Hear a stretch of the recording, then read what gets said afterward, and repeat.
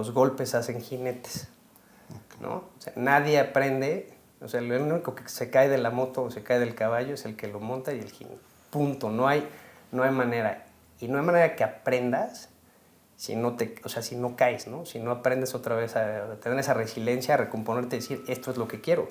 Todos los que estábamos allí, o más de la mitad, éramos hijos de pilotos, o sea, no había de que uno traía más, menos palanca o lo que fuera, había que matarse. Okay. Cuando hago mi examen de simulador, y obviamente en los exámenes pues estás nervioso, no es la mejor sesión, algo me dice el que estaba haciendo el examen, el ingeniero. Yo pensé que era como algo que ya era reprobable, pero pues no, fue un error normal.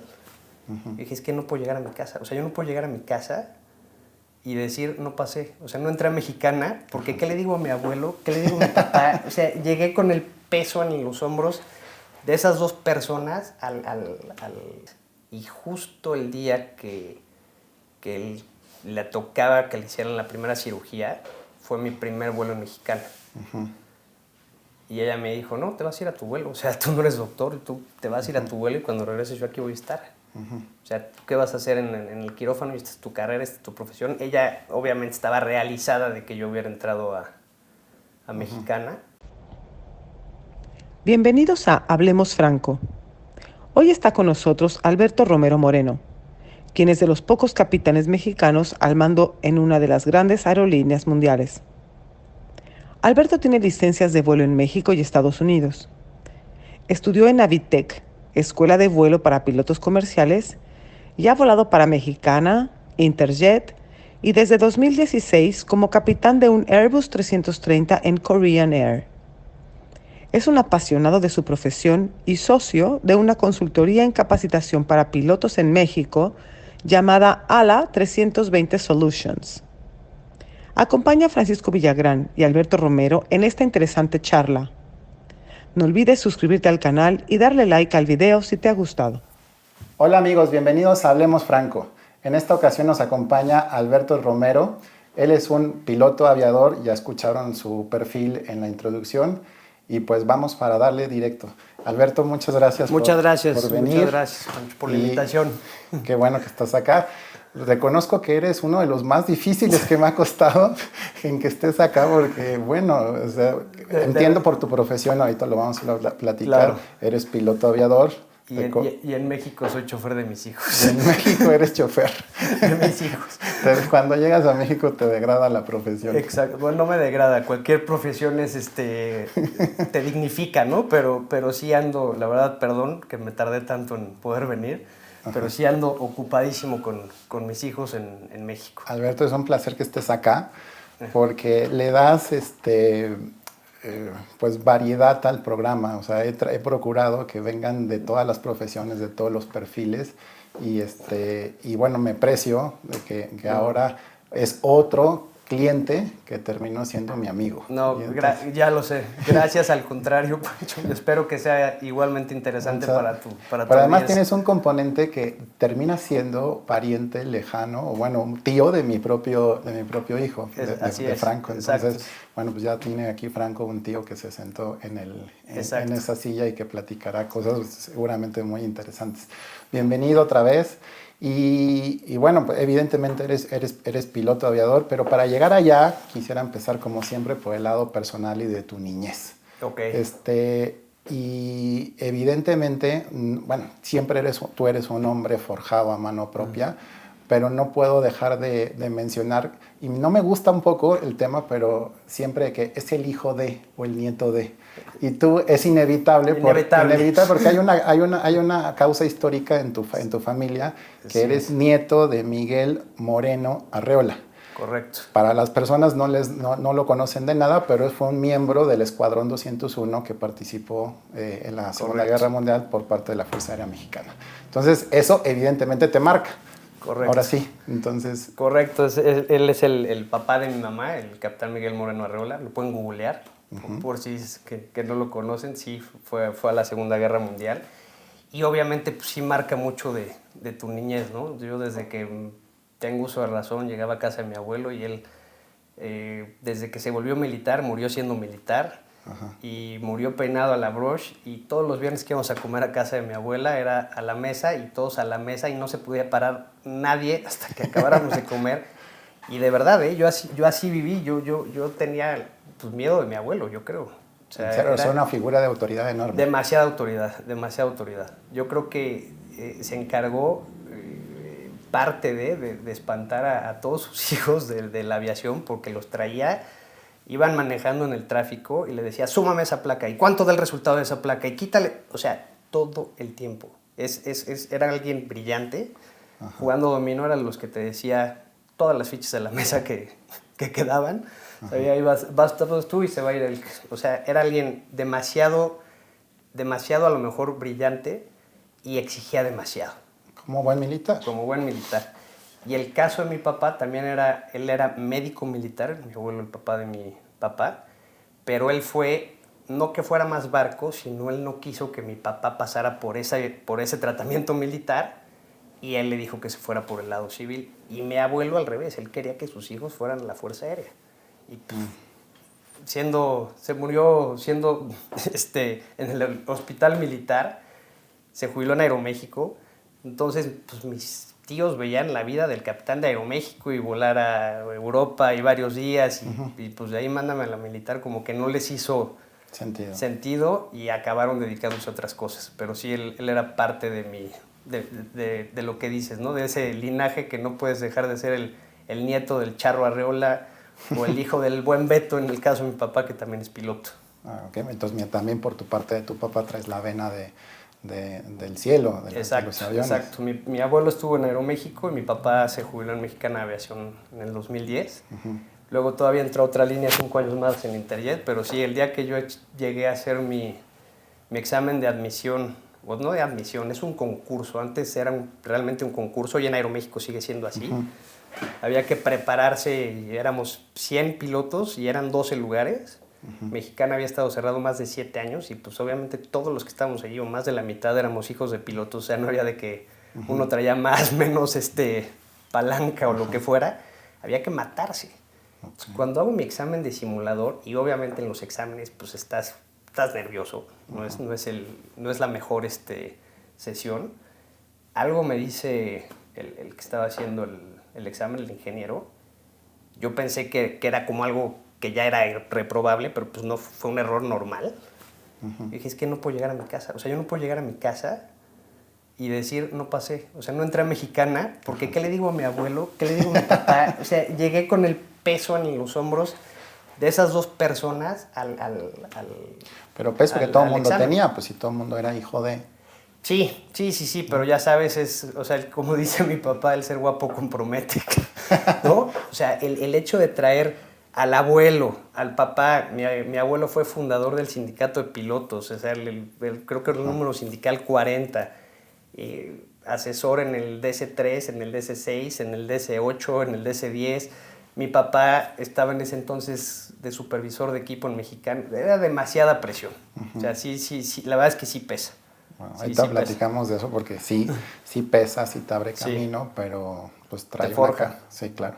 Oye, pero por ahí también me dijeron que muy chiquito tu mamá, como de 4 o 5 años, te dio una telita y una aguja y hilo. Sí. Y que tú, bueno, pues todo el mundo habría hecho pues una pelota, un niño, una casa, algo, y tú tejiste un avión. Sí, desde chiquito. Entonces sí que lo tenías. O sea, claramente lo viste en casa y como dicen por ahí, lo mamaste. Sí. Pero bueno, ¿cómo surgió esa idea? Además de la influencia familiar. Me acuerdo perfectamente del tejido ese que hice de un avioncito. Supongo quien te lo ha de haber dicho. Pero sí, yo desde que tengo uso de razón, o sea, Santa Claus me trajo un 727 de Mexicana y no se me olvida, ¿no? Y soy piloto por el amor a ese avión en específico y obviamente por todo lo que viví en mi casa o con mi papá, ¿no? Que era una convivencia. Y no me acuerdo exactamente por qué habré hecho ese avión, pero me acuerdo que mi mamá me lo enmarcó y creo que el avión todavía debe de existir por ahí. No sé si lo tengan en casa de mi abuela o en casa de mi hermana, no tengo ni idea. Pero sí, o sea, toda la vida agarraba un lápiz y lo hacía avión, o sea, todo el tiempo. Yo creo que no me vería realizado si no hubiera sido piloto. Platícame un poco de tu infancia, cómo fue, y de tus padres, y la constitución de tu familia, que nada más tienes una hermana, Katia. Sí. Bueno, de mi papá y de mi mamá somos mi hermana y yo. Vivimos ahí en la Prado Churubusco. Yo me acuerdo de chavito mucho de mi mamá. Yo creo que mi papá volaba mucho. De hecho, mi mamá, cosa chistosa, siendo hija de piloto, ella no quería casarse con un piloto. ¿Y por qué terminó con...? Porque mi papá es ingeniero industrial. Ah, ok. Y ya siendo ingeniero industrial, casado, se hizo piloto. Entonces yo creo que mi mamá lo debe haber querido matar. Claro. Porque mi mamá no quería casarse con un piloto porque en la época que mi abuelo era piloto, se iba a Europa 14 días, se iba a Caracas 8 días. O sea, no estaba. Cuando él se iba, se enfermaba el niño, se recuperaba, el otro se rompía la pierna, ya regresaba, estaba enyesado o se había muerto alguien. O sea, eran muy largos sus vuelos. Y a mi mamá no le gustaba. Entonces yo sí me acuerdo mucho de eso de mi niñez, que a mi mamá no le gustaba estar sola. Y sí me acuerdo, o sea, no me acuerdo tanto de mi papá en mi casa, pero por los vuelos, no es por algo en específico. No porque haya decidido estar ausente, sino por su propio trabajo, ¿no? Exacto. Luego mis papás se divorcian cuando yo tenía 10 años. Y caso contrario, cuando ellos se divorcian, mi convivencia con mi papá empieza a ser en los vuelos. O sea, él me empezaba a invitar a sus vuelos, y a los 10 años ya empiezas a tener más memoria, ¿no? Que esa es otra, o sea, creo que de chiquitos todos perdemos mucha parte de esos, de los 0 a los 5 años, pues realmente a lo mejor tienes como flashbacks, pero que te pueda decir memoria, pues no. Y a los 10 años empiezo a convivir con mi papá, que era todavía los 80s, no había el 11 de septiembre, entonces pues yo podía viajar en la cabina todo el tiempo, o sea, yo me iba con mi papá en la cabina y iba todo el tiempo en la cabina. Y mi papá, por favor, vete a dormir al asiento de atrás. O sea, al de pasajero. No, yo me quería dormir en la cabina. ¿Por qué? Porque era lo que me encantaba. Claro. De hecho, fue muy chistoso, pero sí, o sea, entrando a Mexicana me decían, es que lees las listas como si te llevaras 10 años en Mexicana. Pero pues es que llevaba mucho tiempo porque ahí estaba. O sea, todo el tiempo era eso. No, bueno, entonces si así era, es inevitable que terminara siendo piloto, porque... Afortunadamente, estabas ahí de primera mano, ¿no? Exacto. Ahora, después, obviamente, sí vino del divorcio de mis papás, vino el bache académico. Ajá. Me fui al Colegio Madrid, me empezó a gustar el fútbol. Ajá, sé que te gusta el fútbol, pero tienes un muy mal equipo, ¿no? ¿El Real Madrid o cuál? Porque ya el fútbol mexicano ya no lo ven. No, ya lo le vas a la América, el Real Madrid está bien. Pero... Grabo la Liga Mexicana y lo pongo en fast forward para que parezca fútbol europeo. Y así ya se ve más divertido. Sí, me dijeron que justo una de tus pasiones es que el fútbol y evidentemente volar. Pero de tus características que me comentaron que desde chiquito eres muy determinado, eres pasional, y una característica que me gustó es que dijeron que eres inteligente. Porque entonces aquí lo saco a colación, porque pudiste haber sido abuelo e hijo, perdón, nieto e hijo de pilotos. Pudiste haber estado en la cabina, pero si tus habilidades y tus capacidades no te daban, pues por mucho que estuvieras ahí, pues no, entonces ahí sí. Repito, por eso es el mérito de estas personas que vienen aquí al programa, porque aunque hayan tenido esa iniciación o hayan tenido ciertas ventajas o no las hayan tenido, son personas forjadas a mano propia. Y entonces aquí sí te reconoce tu propia familia, tus propios amigos, que eres una persona con una gran capacidad. Y me decía, por ejemplo, tu hermana que tú tienes la capacidad, de contraria a lo que todos los hombres tenemos o no tenemos, que es la capacidad de hacer varias cosas al mismo tiempo, tú la tienes. Y yo, claro, pues no puedes programar 25,000 botones de la cabina y ya ayuda mucho, pero hablando de esa parte de la formación de esta persona que soy yo, hoy, no yo, sí, obviamente me empieza a gustar el fútbol. En la prepa me empieza a gustar pues, la fiesta, todo.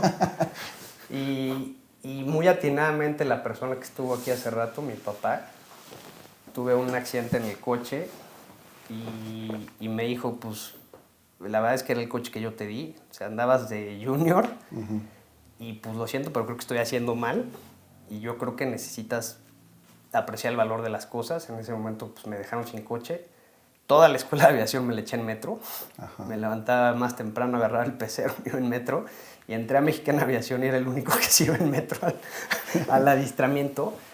Pero yo creo que si no hubiera pasado eso, a lo mejor sí estaría ya en la figura del junior que no hubiera valorado nada y que a lo mejor no estaría en el lugar que estuviera, no hubiera entrado a Mexicana en el primer concurso, no, a lo mejor no estaría en Koreaner en la posición que estoy y que estuve igual como instructor, pero sí esa parte, la dosis de humildad, creo que la necesitamos todos en algún momento de realmente demostrar qué es lo que quieres, ¿no? O sea, yo acaba la prepa, que estaba en el fútbol y en la fiesta, y la verdad, o sea, jugaba fútbol jueves en la noche y íbamos al póker con los cuates. Mi mamá estaba ya aterrada. Empecé a estudiar ingeniería industrial porque no había trabajo. Viene la crisis del 94 y no hubo chamba en la aviación por casi 4 años. Corrieron a 130 pilotos en Mexicana, Aeroméxico parado, solamente de repente entraban a Aerolitoral, que es la alimentadora de Aeroméxico. Tú ahora te subes un avión de Aeroméxico Connect, pero la razón social es Aerolitoral. Sigue siendo esa alimentadora. Entonces mi papá me dijo, es que no vas a estudiar aviación porque no hay chamba. ¿Para qué vas a estudiar? Si primero van 100 cuates antes que tú en Mexicana, la verdad andas de vago. Y no que, sí, digo, lo que es, ¿no? A fin de cuentas. Y empecé a estudiar en ingeniería industrial en la del Vago de México, en la del Valle de México, perdón. Pero realmente por hacer algo. Y ahí fue cuando tengo mi accidente y mi mamá dijo, ¿sabes qué? Hasta aquí, también me mandó fuera. Pero bueno, entonces un accidente que te cambió para bien, porque aunque sí, te privó de la comodidad del vehículo, y aquí entre fútbol y metro me remite a una anécdota que cuenta Jorge Valdano, el que fue jugador de fútbol de la selección argentina del 86. Y el entrenador era Bilardo, que era un entrenador muy exigente, ¿no? Que además hasta los educaba. Entonces en un entrenamiento se empezaban a quejar, ya queremos terminar, ya estamos hartos, somos profesionales. Dio por concluido el entrenador el entrenamiento y al día siguiente lo citó a las 5 de la mañana en la recepción del hotel. Camión, vamos a desayunar, de ninguna manera, todos al autobús, y los paró 3 cuadras después en una entrada de metro. Y ahí estuvieron 1 hora viendo cómo la gente entraba y salía pues, con algún paquete, con la comida que llevaban, y les dijo, esta gente se va de sus casas cuando sus hijos están dormidos y regresa a sus casas cuando sus hijos ya están dormidos. No me vuelvan a decir que un entrenamiento se les ha hecho largo. Y que se suben todos al autobús y dice un silencio sepulcral. Y eso nos demostró que teníamos que darnos cuenta de nuestros privilegios como futbolistas profesionales y nos puso, pero así, dentro del metro. Y tú te fuiste en metro a la escuela y dices, ok, sí tengo privilegios en casa, pero por haber cometido un error, por andar de vago, pues entonces sucedió eso. Y entonces eso, pues sí que te marca, ¿no? Sí, te marca igual en el mismo momento un padrino que tenía que ya falleció, el señor Hernández, que él fue el que me dijo, ¿no? ¿Sabes qué? Si tú me demuestras que también quieres, yo le pongo lana a tu carrera. Y él decía mucho, los golpes hacen jinetes, ¿no? O sea, nadie aprende, o sea, el único que se cae de la moto o se cae del caballo es el que lo monta y el jinete. Punto. No hay manera. Y no hay manera que aprendas si no caes, ¿no? Si no aprendes otra vez a tener esa resiliencia, a recomponerte y decir, esto es lo que quiero. Igual, para entrar a Mexicana, yo creo que eso se ha recordado mucho mi hermana, pues dejé de salir 4 meses, pero a ninguna fiesta. Y todos los días me levantaba a las 7 de la mañana, empezar a estudiar, y era de lunes a viernes, estudiaba todo el tiempo, no salí ni a fiestas, me hacían burla mis amigos, pero pues gracias a eso se ven los resultados, ¿no? Y lo mismo en la vocación, ¿no? Todo el mundo en la prepa, pues empiezan las orientaciones vocacionales y qué vas a hacer, y ya todo el mundo se burlaba, así Alberto, todo el mundo queríamos ser pilotos y astronautas y buzos de chiquitos, pero ya dinos la verdad, ¿qué quieres? Quiero ser piloto. Parecía broma. Parecía broma, pero hoy lo veo como una bendición el saber a qué te quieres dedicar. O sea, veo a los chavos que llegan a los 17, 18 años, ya aún en la universidad, y escogen la carrera por descarte. porque no hay de otra, porque tienen que hacer algo, pero no saben a qué se quieren dedicar. Y para mí eso es una bendición el haber tenido eso. Yo creo que, digo, hoy en día no está mi mamá, pero siempre fue eso, ¿no? El saber hacia dónde, y siempre hay alguien que me ha cuidado desde arriba. Oye, platícame de este hecho que me llamó la atención. Todo el mundo sabemos que el que quiere ser piloto, pues tiene que tener habilidades, palancas, pero sobre todo que es pues sí, todo el mundo es hijo de, ¿no? Pero no por la palanca no te hace piloto, porque claramente lo que acabas de decir, sino, pero además es una carrera que es muy cara, o sea, por lo menos eso es socialmente se entiende que son muy caros los simuladores, eso es muy cara la escuela. Y ahorita me comentaste que una persona apostó por ti y dijo, yo le meto dinero, porque a lo mejor no te alcanzaba o no alcanzaba tu papá, y tú en esa obsesión de querer ser tu piloto, pues entonces encontraste a alguien, una persona que creyó en ti. Era alguien apasionado del transporte terrestre, y él hubiera querido ser piloto. Era también tema él era locutor. Lo conocí yendo a una audición para comerciales para mi hermana. Okay. Y dice que cuando estaban haciendo el casting para mi hermana, yo estaba por allá atrás con un lápiz jugando al avioncito. Y eso fue lo que le llamó la atención. Entonces me empezó a entrevistar a mí, y el que se quedó haciendo comerciales fui yo. Te lo juro. Hasta que obviamente no era lo que yo quería, pero bueno, a fin de cuentas fue como nos conocimos. Sus hijos súper talentosos hacían una cabina en su casa, en el sótano de su casa, y les invitaron a conocer a mi papá, y de ahí la amistad nació, bueno, de muchísimo tiempo. Eran compadres, mi papá, él y otro padrino que ya también falleció, pero de hacer hasta viajes juntos y demás, y él la verdad fue parte del motor de mi carrera, pero de repente también me jalaba las orejas, ¿no? Me citaba a comer, íbamos a comer los dos solos, y era hablar con él, o sea, buena onda el padrino, pero sí era... Te decía tus verdades. Te decía las verdades. Y de hecho fue cuando me dijo, a ver, lo que estás haciendo está... O sea, cuando fue el accidente, o un poco antes del accidente, fue de los que me jaló las orejas, ¿no? Qué bueno.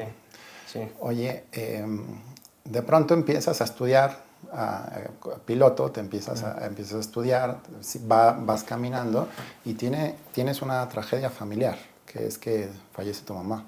Sí. ¿Cómo impactó eso en tu vida en ese momento y en tu personalidad? Cuando empecé a estudiar aviación fue cuando mamá le da cáncer. Fue más o menos en ese lapso. Y de hecho empieza a hacer el protocolo de quimioterapias y demás. Y justo el día que le tocaba que le hicieran la primera cirugía, fue mi primer vuelo en Mexicana. Y ella me dijo, no, te vas a ir a tu vuelo. O sea, tú no eres doctor, tú te vas a ir a tu vuelo, y cuando regreses yo aquí voy a estar. O sea, ¿tú qué vas a hacer en el quirófano? Esta es tu carrera, esta es tu profesión. Ella obviamente estaba realizada de que yo hubiera entrado a Mexicana. Sabía que era mi sueño. Pero tu primer vuelo, entonces traías en la mente que tu mamá estaba en un quirófano. Sí y no. Te voy a ser honesto. Yo creo que ahí es donde descubres qué es lo tuyo. La verdad es que sí estaba, o sea, sí me fui preocupado en la mañana. Me acuerdo que fui a Cancún, y de vuelta me acuerdo hasta quién era mi asesor perfectamente. Y yo además iba en el panel. Pero creo que sí iba en lo que tenía que estar. Y en cuanto regresé, pues me fui directo al hospital, y ahí estaba mi mamá, y afortunadamente la cirugía había salido perfecto. Pero creo que sí pude estar presente donde tenía que estar. Supiste dividir. Totalmente. Y creo que a la mayoría de los pilotos nos pasa, ¿eh? Sí. O sea, aunque sí mucha gente dice, a mí no me gustaría que el piloto estuviera pensando en si puede pagar la colegiatura o no de su hijo, en la operación de su hijo, ¿no? Cuando están haciendo algo, pero bueno, es imposible que todo el tiempo tuvieras que separar tu vida personal de la familiar, pero sí hace que te concentres mucho en lo que estás haciendo. Claro. Entonces, sí, regreso al vuelo. A mi mamá le fue muy bien en la operación, y acabando la operación le dijo el oncólogo, Leti, pues tienes que seguir haciendo quimioterapia, porque ahorita es cuando hay más riesgo de metástasis y demás. Y mamá sí dijo, no me vuelvo a meter la quimioterapia, pero ni de broma, prefiero morir. Porque le iba muy mal. O sea, le iba muy mal. esa decisión. Sí, le iba muy mal con las quimios. O sea, eran 7 días de... Bueno, también con las quimioterapias de hace la tecnología. Estamos hablando del 99. Pues sí, de hace 25 años, en donde pues, eran bastante agresivas. Hoy creo que son menos. Pero bueno, más o menos le iba muy, muy mal. Entonces decide ya no seguir con quimioterapias. La verdad es que ella, a partir de que acaba su cirugía, retomó su vida normal. Y por ahí de 1 año y medio después, en agosto del 99, yo entré a México el 1 de enero del 98, esto fue el 6 de marzo del 98, el día de su cirugía, y por ahí del 10 de agosto del 99, ella tuvo una fractura compresiva haciendo gimnasia, eso fue un poco antes, y saliendo de esa fractura compresiva le dijimos al ortopedista, oye, mamá tuvo cáncer, por favor, chécala, y le hicieron radiografías, no le hicieron tomografía y no se veía nada. Pero ella traía cáncer de huesos, de estómago, traía metástasis durísima. Y de que entró al hospital el 10 de agosto, el 20 de agosto falleció. O sea, ya se fue muy rápido en el hospital. Pero ella de verdad no quería ni estar en silla de ruedas y la quimioterapia la destruía. O sea, la destruía. Decía, es que me quiero morir, o sea, me quemo por dentro. Yo creo que fue parte de eso. Obviamente yo vivía con ella solo y pues sí te pega, ¿no? Te pega durísimo. Se fue el pilar de la familia. Y se empieza... Tus papás ya estaban separados, ¿no? Mis papás ya estaban separados. Mi papá en ese entonces vivía en Mazatlán. Se regresó a México con su esposa y sus hijas y toda la familia también de su esposa. Y se quedaron viviendo en México. Ya estuvo otra vez más cerca. Yo me quedé viviendo solo y al poco tiempo yo andaba con una chava en ese entonces, troné. Y pues ya después empecé otra relación, pero sí, para mí fue muy duro, ¿eh? O sea, yo regresar a mi casa solo de un vuelo y decir, yo no quiero estar aquí, pues era donde vivía con mi mamá. La verdad es que sí fue, yo creo que de los eventos que te marcan de por vida, ¿no? Que aprendes, yo lo que digo es, aprendes a vivir con ellos, o sea, no es que los superes, simplemente es que cada vez duele menos y pues tu cuerpo sabe dónde acomodarlo para que no te pegue de esa manera todo el tiempo, ¿no? Claro, no estar dándole... No vives en el pasado, ¿no? No puedes. Además, si alguien quisiera que viviera yo, pues es ella, ¿no? O sea, mi mamá quisiera, ¿sabes qué? O sea, es algo curioso, pero yo no voy al panteón a rezarle, o sea, o a rezarle o a hablar con ellos. Es aquí, ¿no? O sea, todo momento es donde estés. Claro. O sea, esa es mi filosofía, ¿eh? No tiene que ser que así esté bien o mal, pero para mí me funciona. Claro, es estar muy presente en el ahora y hay veces que a lo mejor ni piensas, ¿no? O sea, como ahora, ¿no? ¿Cuántas veces le hablas a tus papás? Ahora que somos adultos, yo con mi papá hay veces que pasan 10 días y no le he echado ni un mensaje de WhatsApp, me siento hasta mal, ¿no? Y están vivos. Sí. Yo creo que pasa lo mismo, simplemente empieza a doler menos, lo empiezas a saber asimilar. Bueno, así debería ser, ¿no? Hay gente que tiene ese tipo de eventos y ya nunca salen del hoyo, ¿no? Pero afortunadamente todo bien. Oye, ¿qué sentiste en ese primer vuelo? O sea, cuando realmente te pones... Mira, ibas de copiloto, supongo. No, en ese entonces Mexicana Aviación tenía el 727, que te digo que era el avión de mis sueños. Era un avión de 3 pilotos todavía, de la época de los 60s. El avión, su primer vuelo creo que fue en el 67, por ahí. Entonces era un avión de 3 pilotos y empezabas como ingeniero de vuelo. Aunque te dejaban volar en el adiestramiento adelante en el simulador, pero no empezabas oficialmente adelante, empezabas atrás. Obviamente pues sentí, ¿qué te puedo decir? Increíble. Ya nada más de ponerte el uniforme, pues te sentías, ya te la creías. Pero era muy padre para mí el empezar, uno, en ese avión y dos, en ese puesto, porque además estás aprendiendo de la gente de adelante. Claro. Ahora ya los aviones son de 2 pilotos y la verdad para los chavos que salen de la escuela, que es otra parte a la cual me dedico, ponerlos a volar directo ya los aviones de 2 pilotos es un brinco enorme, bestial. Sí, demasiado doloroso. Okay. Demasiado doloroso. Oye, hablando de temas dolorosos, claramente uno de los eventos dolorosos de tu vida fue el fallecimiento de tu madre. Sí. Y el otro me dijeron que fue cuando tú ya estabas en Mexicana, porque fue la primera aerolínea que entraste comercialmente a la aerolínea de tus sueños. Sí. Y de pronto a los pocos años quiebra. Bueno, los 13 años casi, o sea, no fueron pocos años. No, pero sí que tú ya estabas en un... Y sí fue un evento muy complicado, seguramente para muchas personas, toda la industria, pero para ti en lo particular resultó pues muy complicado. Es la muerte de otro familiar cercano. Punto. ¿Es en serio? Así de grave. O sea, yo de entré a Mexicana y juré que en mi vida, o sea, que en mi vida iba a ir a tocar otra puerta de otro trabajo. Punto. Así, o sea, así de grave es. O sea, mi papá entró a Mexicana, se jubiló en Mexicana, mi abuelo entró a Aeroméxico, se jubiló en Aeroméxico.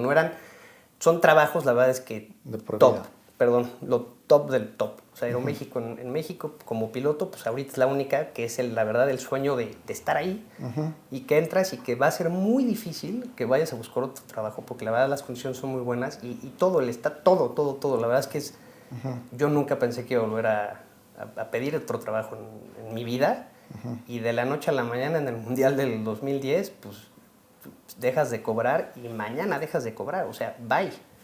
Y obviamente, pues, bye, pero ya con 2 hijos, casado, con hipoteca, con escuela, casa. De la noche a la mañana es bye. No hay liquidación, no hay nada. Nada más te dicen, pues ya no hay, ¿no? Por la ambición de alguien. ¿Y la pasaste mal? La pasé mal. Yo creo que me costó superar verdaderamente esa pérdida por unos 2, 3 años. O sea, yo entré a trabajar a Interjet afortunadamente casi luego. O sea, ¿te costó, así como me lo dices, tanto igual como la muerte de tu mamá? Es que es la camiseta, la tienes puesta, punto. O sea, si es así como el América, me refiero como jugador, no como aficionado. Creo que los aficionados entendemos mal a veces esa pasión, pero el sueño de un jugador de ir a jugar al Boca, al América, al Real Madrid, a las Chivas, al que le llames a Pumas, es ese sueño realizado y que te la arranquen, porque a mí no, o sea, no es que yo me quité la camiseta, a mí me la arrancaron. Y sí costó mucho trabajo. Mucho trabajo. Ok. Oye, pasamos a tu perfil ya familiar. Sé que te casaste y tuviste 2 hijos, Natalia y Emilio. Hoy tienen 17 y 15. 17 y 15, sí. 17 y 15. Nati y Emilio. Y eres además, por lo cual te felicito otra vez, y te admiro y te aprecio, es que eres un gran padre. No, bueno, eso no lo dicen ellos. Claro, un chavo de 15 y una chava de 17 seguramente no les caes muy bien, no, y tampoco tú a ellos. Una vez una amiga me decía, es que me cae muy mal mi hija adolescente.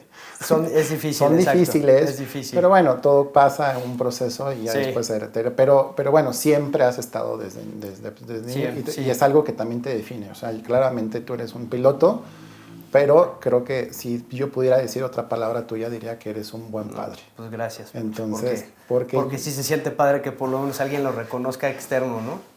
Mira, el tema de la paternidad, que la medalla te la dan tus propios hijos pasado los 30, 40, 50 años. Sí. O sea, eso nadie te dice que eres buen padre o mal padre y hasta que ellos te lo dicen después de muchos años, es de décadas. Yo eso es lo que creo, ¿no?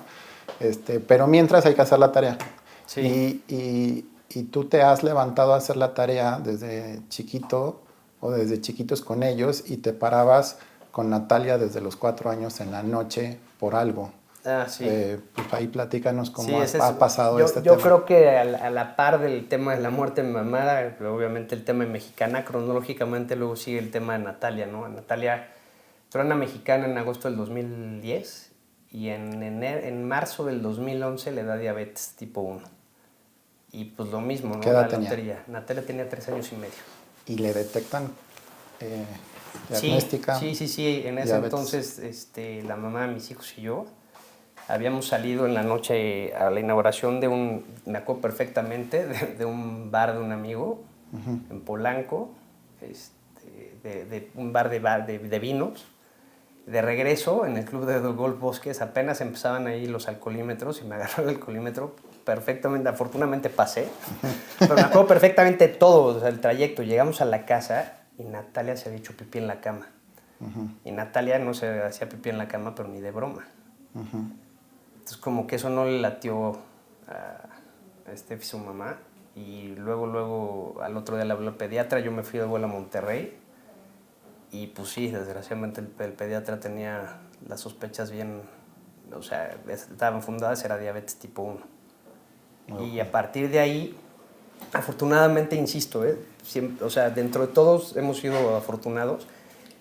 Natalia le da diabetes y nos damos cuenta a tiempo y la llevamos al hospital y estábamos, o sea, con ella consciente, no tuvo coma diabético ni nada, porque nos dimos cuenta muy a tiempo de que fue esto. Y se quedó internada en el hospital para que nos enseñaran a cómo usar la insulina y demás, pero no fue un evento traumático que entrara a terapia intensiva en shock. Afortunadamente fue así. Pero su cuidado ha sido durante toda su vida muy complicado, sí. y inyecciones caras, sí. Y tú las traías incluso de Estados Unidos, ¿no? No, prácticamente todo se lo he hecho aquí, ¿Sí? O sea, sí, todo se lo he hecho aquí. Se fueron algún tiempo a vivir a Estados Unidos y más bien yo les llevaba la insulina de aquí para allá. Al revés, porque aquí era más barata que allá. Aquí, en Estados Unidos la insulina es si no tienes seguro de gastos médicos, es 4 veces más cara que en México, tranquilamente. Okay. Entonces sí, pero ¿Y cómo han llevado como familia y Natalia, la propia Natalia, pues ese tema? Que, a ver, puedes llevar una vida normal, pero tienes que tener un montón de... Es una condición, exacto. Natalia, pues es difícil que se fuera de chiquita a dormir a casa de los amigos porque pues, le tienes que decir a los papás. Son muchas cosas que tienes que considerar y prácticamente todas las noches nos teníamos que levantar a medirle la glucosa, además de medirse durante 6 veces al día, inyectarse todo el tiempo, y si va a comer algo, pues hay veces que es niña, o sea, de repente encontrábamos M&M's abajo de la almohada y obviamente la glucosa en 500, pero pues es normal, ¿no? O sea, y además vivimos en ese mundo de azúcar. Sí.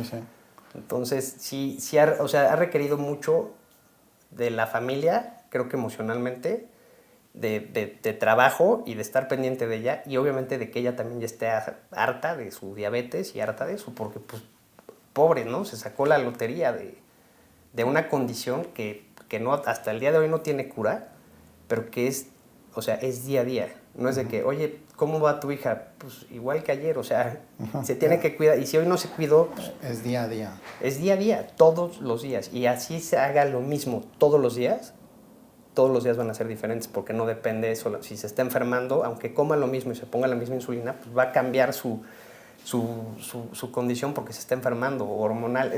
La verdad es que pobre, la verdad es que sí es una guerrera en muchísimos sentidos, pero en particular en eso es un ejemplo. Bueno, y recién ahorita me estabas platicando antes de entrar acá, que estabas yo te vi como muy emocionado y muy orgulloso porque ya está a punto de irse a estudiar a Londres. Bueno, ¿no? Eso esperamos que sí se pueda. Que sí se pueda. Que sí se pueda. ¿Dónde fue admitida? Bueno, creo que ahí está medio admitida, según platiqué con su mamá, y está admitida también en la Ibero y en la Anáhuac.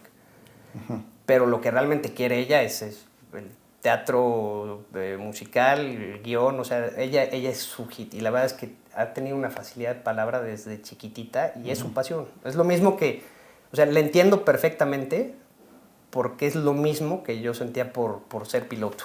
Entonces, en ese sentido tiene todo mi apoyo emocional y esperemos que sí se pueda, ¿no? O sea, que pueda realizar su sueño de donde sea y que después profesionalmente también, ¿no? Porque... no solamente es llegar, sino mantenerse. Sí. Ok. Oye, termina, lamentablemente tu matrimonio termina, y te divorcias. Sí. Y hoy estás en una nueva relación, ¿no? Sí, ya llevo casado un rato otra vez. Con Caroline, ¿no? Correcto. Ella es francesa. Ella es francesa. Correcto. Y también es... Ella también es piloto, es capitán de 777 en la empresa que trabajamos juntos en Korean Air y exacto, ahí nos conocimos. Ok, bueno, pues entonces que quede todo siempre entre los pilotos, ¿no? Exacto. No te sales del ámbito. No, la gente dice, pero es que no se aburren, platican de lo mismo. No, al revés, o sea, nos encanta ver investigación de accidentes. O sea, es nuestro hobby. Ella es investigadora de accidentes.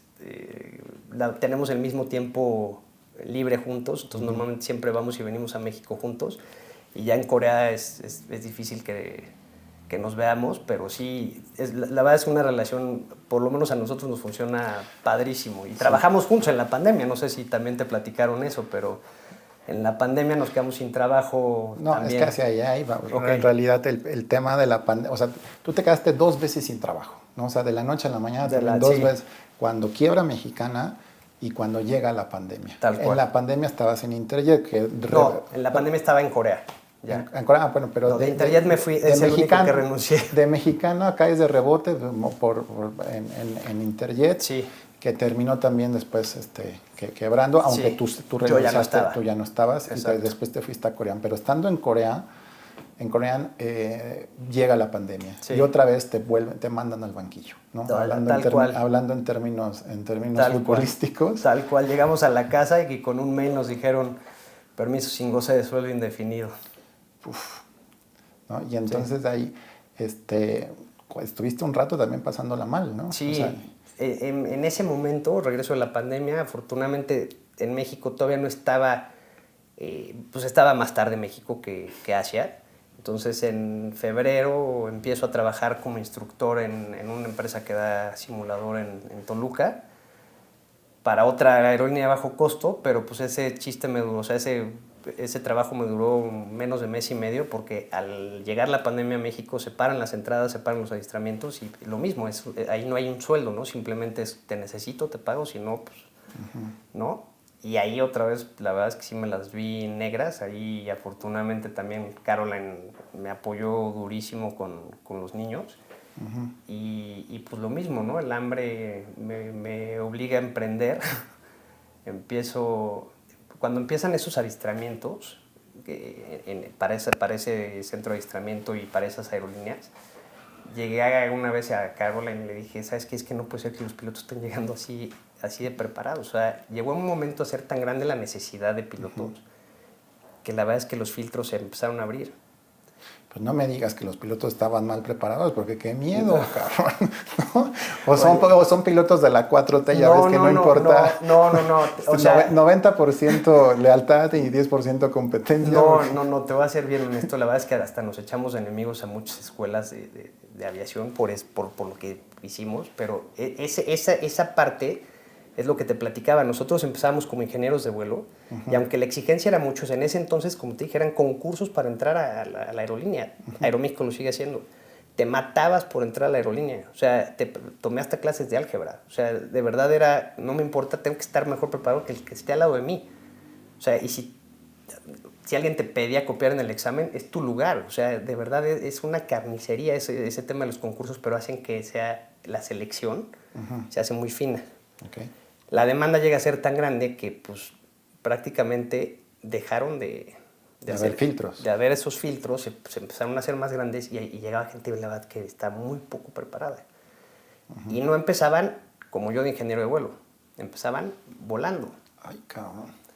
Entonces, lo que les digo es, o sea, la brecha que hay de la escuela de aviación a la aerolínea es ese salto y no hay nada en medio.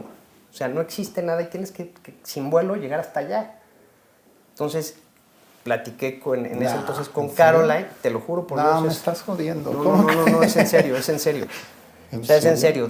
Llegan de la escuela de ser el piloto de Instagram a enfrentarse con una realidad que de verdad sí te pega duro, ¿no? O sea, ahora creo que muchos pilotos están siendo pilotos por las razones equivocadas, están viendo más como que el glamour nada más y la foto del Instagram y todo lo que suben, que desgraciadamente las redes sociales no son lo que es en la realidad. La verdad es que sí hay que estudiar mucho.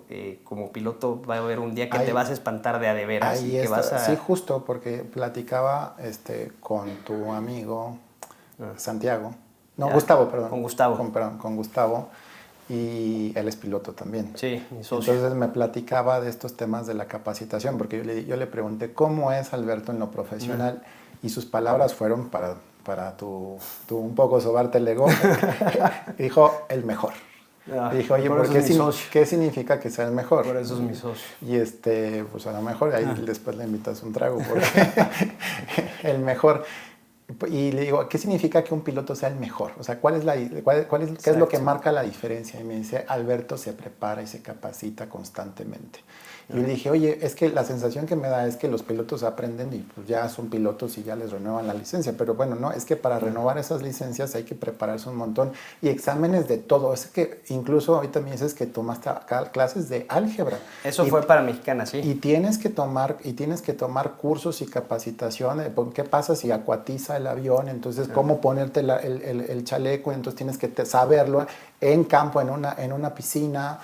Tienes que saber de mercancías peligrosas que subes a la aeronave. Correcto. Tienes que saber de un montón de cosas. Y yo de leyes, de la ley de aviación civil, ley de no sé qué, y tienes que saber de primeros auxilios y un montón de cosas que uno no pensaría.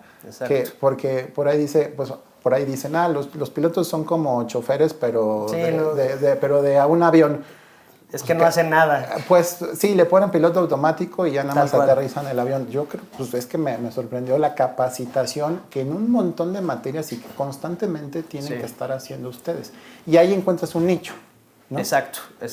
Primero encuentro el nicho en eso, en poner ese banquito de aquí hacia allá para decir que ese adiestramiento inicial, por lo menos a ponerle una anestesia, ¿no? Y esa es frase de Gustavo, ¿no? ¿Cómo vas al dentista? ¿Cómo la quieres? ¿Con anestesia o sin anestesia? Pues tú escoge. Sí. La mayoría de los pilotos ahora creen que el entrar a la aerolínea es como, ya la hice, ¿no? No, ahí apenas empiezan los problemas.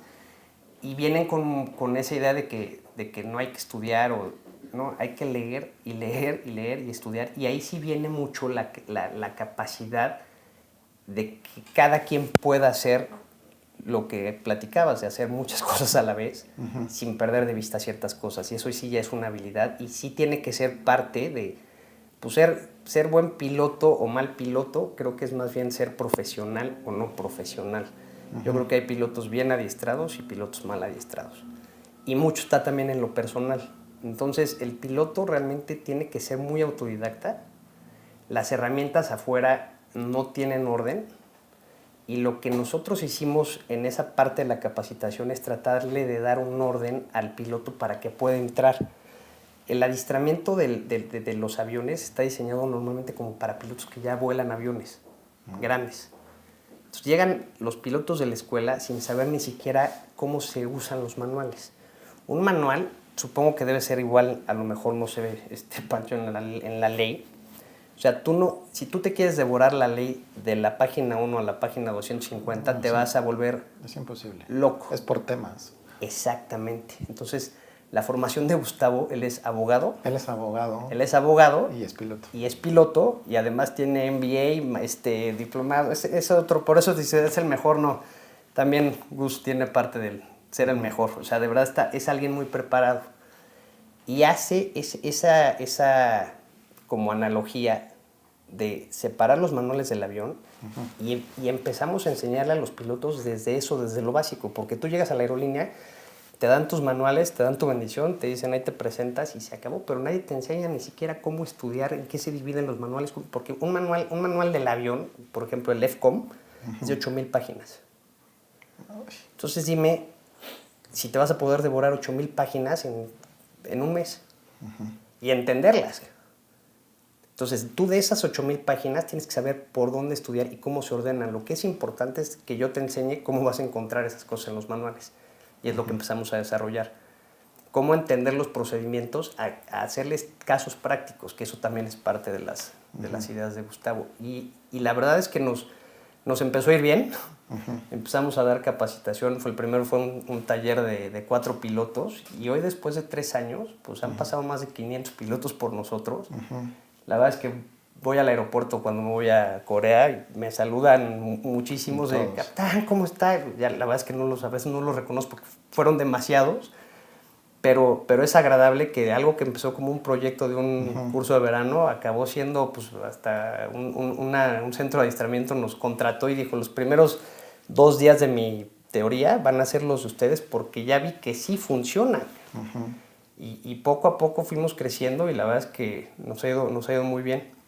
Hemos encontrado el tratar de ponerle a los pilotos otra vez esa vocación y esa hambre de saber y de que se olviden un poco del glamour del Instagram y de poner la foto. La verdad es que como les digo, otra foto de un piloto vistiéndose en el baño del hotel, ya por favor no, ¿no? O sea, y hay temas de hasta, digo, se graban volando y es delicado, lo puedes hacer, pero no lo puedes subir a redes sociales. Sí los he visto, O sea, he visto videos de también mujeres capitanas que están ahí aterrizando y digo, sí me cuestiono eso, si pueden subir esos videos. Depende del compliance que tenga cada aerolínea con sus empleados. Sé que hay unas que hasta casi los motivan a hacerlo como herramienta de lo mejor de marketing. Como de marketing. Pero es algo muy delicado, ¿no? Es como, o sea, yo les pongo el ejemplo de, ¿a poco te gustaría que tu médico pasara tu cirugía en Instagram? Y digo, los hay también, ¿no? Sí, Porque, pero no sé qué tanto pueda rayar en esa línea de estar jugándole al filito, ¿no? Una en tema de compliance y la otra en tema de seguridad. Okay. Porque si te estás grabando y si pasa algo, va a ser algo muy grave.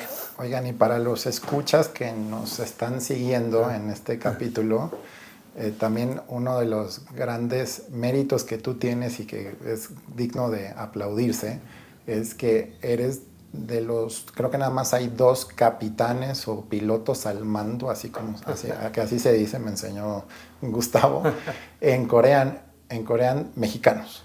No, ahorita, bueno, somos 3. Son 3. Somos 3 mexicanos en el avión que yo vuelo. Hay otros 2 en otro avión.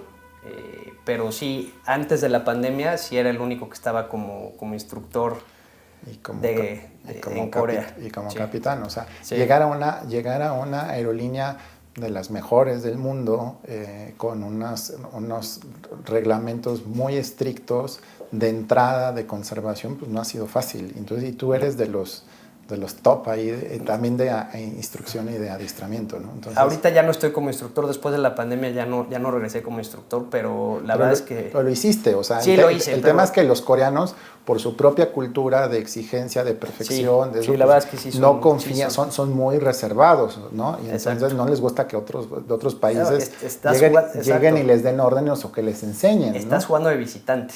Estás jugando de visitante. Punto. Estás jugando de visitante y se los pongo en el ejemplo muy claro, ¿no? O sea, el entrar a una aerolínea como expatriado y que te den chance de llegar a volar sus aviones grandes y la aerolínea bandera del país y llevas el nombre.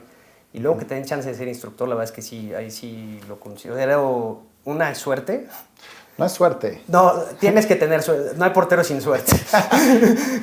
No, sí, pero yo no creo mucho en la suerte. Yo creo en el mérito, yo creo que en la disciplina, en el trabajo, en el sacrificio, que creo que es lo que nos has venido a enseñar acá. Y me da mucho gusto que nos contagies con esta pasión, otra de tus características, que eres un apasionado. Eso sí, punto. Creo que además la parte de la pandemia, fui instructor en Interjet, luego fui instructor en Korean Air. Y el tema que hemos hecho de capacitación con Gustavo, de ALA 320, que así se llama la marca, la ALA 320 Solutions, creo que sí me ha demostrado también mucho que parte de mi vocación no solamente ser piloto, sino es enseñar. Y me llena de satisfacción el ver que la gente aprenda.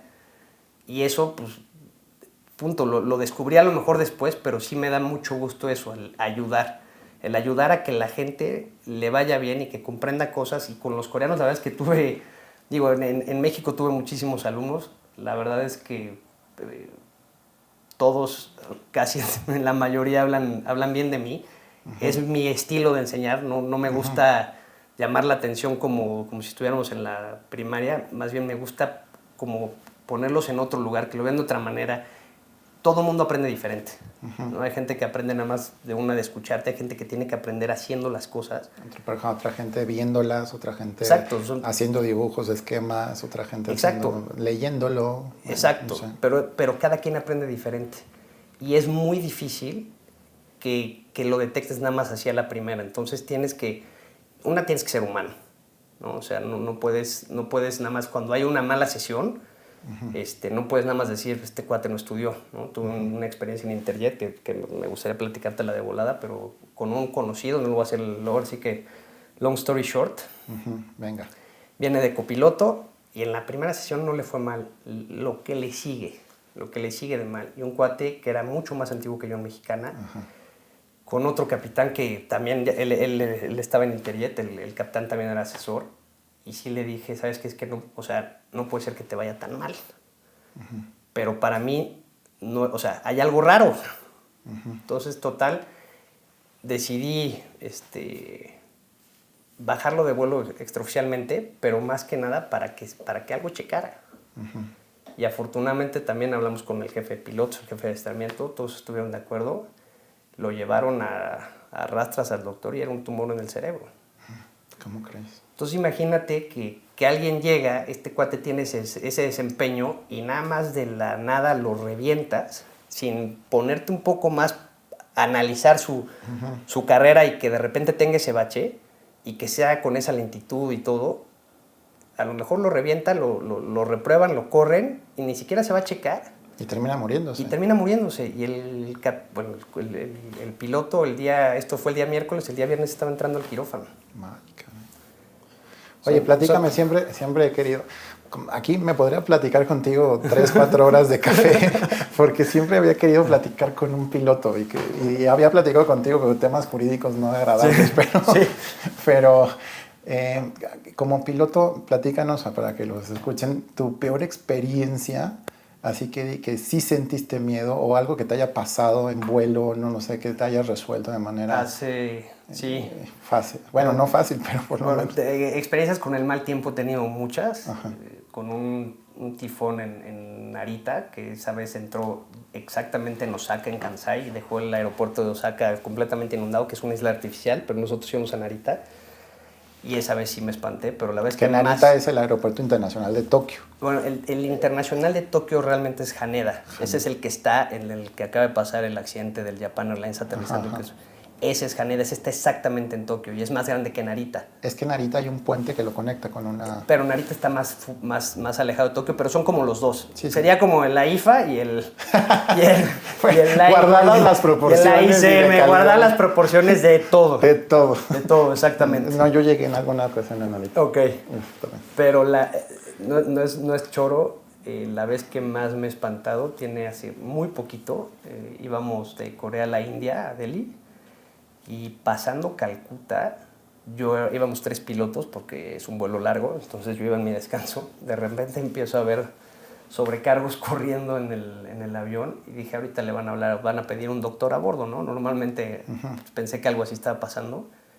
De repente llega la sobrecarga y me dice, capitán, se están prendiendo 2 asientos de clase, de business class. ¿Se están prendiendo? Se están prendiendo. O sea, con fuego. No, ellos todavía no detectaban el fuego, pero ya el olor o sea, yo cuando voy a checar, desde que entrabas a esa sección del avión, era impresionante el olor a cable quemado, que es inconfundible. Entonces me regresé a la cabina, también por cuestiones, no quiero, por cuestiones legales no decir mucho de lo que pasó a bordo, pero ya tomo yo el mando del avión. Empiezo a tratar de poner el avión lo más rápido posible en tierra, porque tú no sabes si eso se va a salir de control o no. Y en lo que se sale o no de control, no hay otra más que poner el avión lo antes posible en tierra. Entonces ya estábamos muy cerca de Katmandú. Katmandú es un aeropuerto bastante difícil. Sí, está en el medio de las montañas, en el Himalaya. Exacto, está ahí en los Himalayas, complicadísimo. Y afortunadamente, hicimos todo el procedimiento, declaramos ahí lo que se necesitaba declarar para tener prioridad, porque además necesitas autorizaciones especiales cuando vuelas a Katmandú o cuando vuelas por esos sectores para poder entrar, pero en caso de emergencia, pues te dejan todo, y la verdad es que se portó todo el control de tránsito aéreo, nos apoyaron durísimo, y ya que llegamos a un punto para decidir si aterrizábamos o no en Katmandú, afortunadamente llegó la sobrecarga, nos dijo, capitán, al parecer ya paró. Éramos 3 pilotos, entonces el otro capitán, que era japonés, fue a checar y me dijo, sí, Alberto, afortunadamente ya, por lo menos ya nos siguió, ya se paró. Y sí llegó un momento que dije, ¿qué estoy haciendo aquí? Porque viendo tantos accidentes de aviación, el fuego a bordo o sea, tienes 17 minutos máximo para poner el avión en tierra. Y estábamos a 40,000 pies. ¿Y a cuánto tiempo estabas de Katmandú? Como a 20 y tantos minutos. a lo mejor ni siquiera llegábamos. O sea, a lo mejor era poner el avión en un campo de maíz, punto. O sea, no, es la única manera que podría sobrevivir si es que eso no se sale de control, ¿no? Madres. O sea, está buenazo. Sí. ¿Y cuál fue la mejor experiencia, ha sido la mejor experiencia volando? Hijo, varias, pero yo creo que de las mejores experiencias volando, yo creo que fue haber volado con mi papá. Su último vuelo al mando en el Airbus 320 me lo pusieron a mí como su instructor. Entonces yo fui el instructor de mi papá en su último vuelo en el Airbus en Interjet, yendo a Tuxtla Gutiérrez, me acuerdo perfectamente. Sí, ha sido de las experiencias, aunque volé muchas veces con él, pero esto fue... Pero era su último viaje. Era su último viaje en ese avión, exacto, sí, fue bastante especial, bastante especial, la verdad. Muy bien, pues vamos a ir cerrando un poco la charla, la conversación, luego vamos a comer, porque quedan muchos asuntos pendientes que platicar, pero... No, ya hemos platicado de un poco de tu familia, de lo profesional y ahora ¿dónde te ves en los próximos años ya en una relación en un segundo matrimonio con Caroline, que ya la conoceré porque estoy muy emocionado de que esta entrevista salga? Sí. Y de tus hijos, también estás muy orgulloso de Emilio, de Natalia, sí. Y ya con hijos, pues ya entrando en la adultez, ¿no? ¿Cómo te ves en los próximos años? Profesionalmente yo me veo acabando mi carrera en Corea y haciendo otros proyectos que estoy haciendo en México dedicados a la capacitación. Creo que eso es algo que... ¿Te gustó? Me gustó mucho. Ya llevo, desde el 2012 llevo de instructor.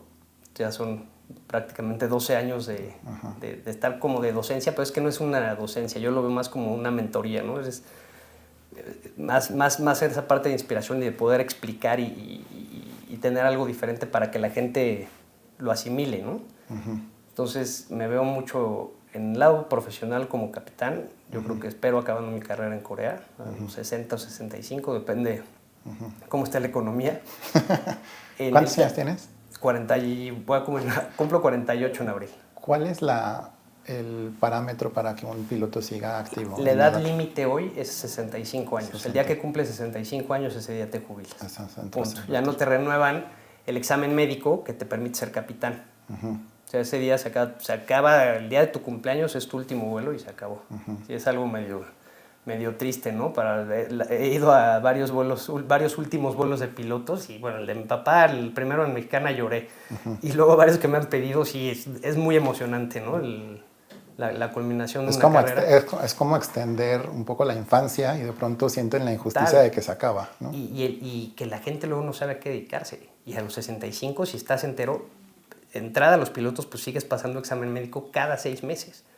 Entonces, cada 6 meses, colesterol, riñones, corazón, todo. Entonces, normalmente llegan a los 65 años muy enteros. Ahorita, viste, mi papá tiene 74, la verdad es que se ve, está entero. Mi abuelo murió de 84 porque lo atropelló un coche yendo a misa. Se pasó el alto la señora, él iba a misa en domingo y lo atropelló, pero si no, a lo mejor seguía vivo. O sea, de verdad era un roble. Entonces, sí, o sea, el llegar a esa edad, pero ya con algún proyecto de otro tipo, si es que se puede la capacitación, a lo mejor ya no viviendo en la Ciudad de México, igual, proyecto ya esa relación con mis hijos un poco ya de que ellos estén más maduros y entiendan que muchas cosas nunca fueron contra ellos, sino que era por ellos, aunque en el momento las vean distintas. Y con una muy buena relación con ellos y con ellos realizados profesionalmente en lo que quieran, o sea, en lo que les plazca. En la relación con mi matrimonio, la verdad es que me llevo de maravilla, platicamos demasiado. Eso me gusta, porque yo cada vez que te veo, que nos hemos encontrado, siempre tienes un buen comentario de tu esposa. Así que Caroline, de verdad que te quiere porque siempre te ves muy contento con ella. Entonces platicas mucho y compartes la profesión y te ha ayudado muchísimo. Y, o sea, mis cuates me lo dicen, ¿sabes qué? Estás en paz. Qué bueno. Estás en paz y nos llevamos muy bien, nos llevamos como cuates. A ver, no existe relación perfecta, pero el tema es cómo resuelves los conflictos. Y ahí es donde está parte de la diferencia. Sí, exacto. Pues Alberto, último compromiso. Sí. Me debes un boleto a Corea. Sí. Te lo consigo ahora que empiecen a volar a partir del 1 de agosto. No quiero hacer un comercial aquí, pero una línea mexicana empieza a volar a partir del 1 de agosto a Corea. No, y es buena fecha. No, pero sí tienes que ir. Estoy jodiendo. Sí, tengo ganas de ir, claro. Sí tienes que ir, pero en otra condición a la que ibas a ir originalmente, ya tampoco para entrar en detalles. Ya te estoy poniendo acá en conflicto con tu compliance de Corea. No. Te estoy jodiendo. La verdad es que sí. No, con mucho gusto. De verdad tienes que ir con Miguel para allá. Va, ok, pues por ahí nos vamos. Sí. Sí, que es un país que tengo ganas de conocer. Conocí China y Súper Japón, pero demasiado interesante. Corea es más como Japón. Sí, es como más mucho como Japón. Más como Japón. Pero bueno, sí. Te cedo la palabra para que termines con tu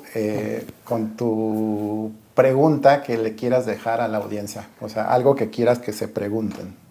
Yo me iría por el lado que tocamos hoy de mi hija y de mí. O sea, ¿a qué se quiere dedicar la gente de su forma de vida? Porque normalmente la gente que se dedica a lo que le gusta es exitosa. El éxito no tiene que ver nada con lo económico, pero el éxito tiene que ver con el estar realizado de tu vocación, de lo que realmente te gusta hacer, ¿no? Puedes ser muy exitoso económicamente, pero vivir frustrado. O sea, el chiste es hacer verdaderamente lo que te gusta porque es a lo que te vas a dedicar. Creo que hace poco, y en otro podcast que te lo recomiendo, de Diary of a CEO, que también me lo recomendó de hecho Caroline, con Mel Robbins, habla de las decisiones que existen en la vida. Hay 2 decisiones, las A y las B. Las que puedes cambiar de opinión y las que no puedes cambiar de opinión.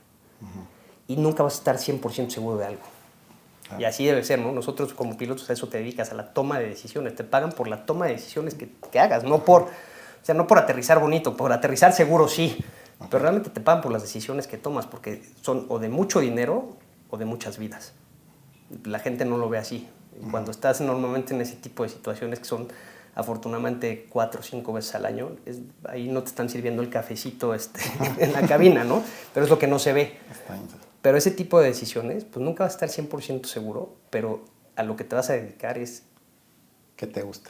Que verdaderamente te guste. Siempre he dicho que no hay mayor dicha que hacer lo que te gusta y además que te paguen. Exacto. Entonces, ponerle pasión y la pregunta es, ¿te apasiona lo que haces? Exacto. Y si además te paga, pero que tomen esa decisión, ¿a qué te vas a dedicar? Porque a lo mejor la pareja no es lo que yo hubiera esperado, pero pues puede que a lo mejor o sea, cambien las circunstancias y te separes de esa pareja, ¿no? Aún con hijos y todo. Pero ¿a qué te vas a dedicar? Eso sí no te lo vas a poder quitar. O va a ser a lo mejor muy tarde, ¿no? Entonces, eso sí lo puedes escoger. Exacto. Pero hay muchos sesgos atrás, familiares, pero ¿cómo te vas a dedicar a eso? ¿Y de qué vas a vivir? So what? Okay. ¿No? Alberto, va por ahí. Pues muchas gracias. Gracias. Ha sido un placer que estés por acá. Espero. Y amigos, pues muchísimas gracias. Espero que hayan disfrutado esta charla. Nos vemos en el próximo capítulo.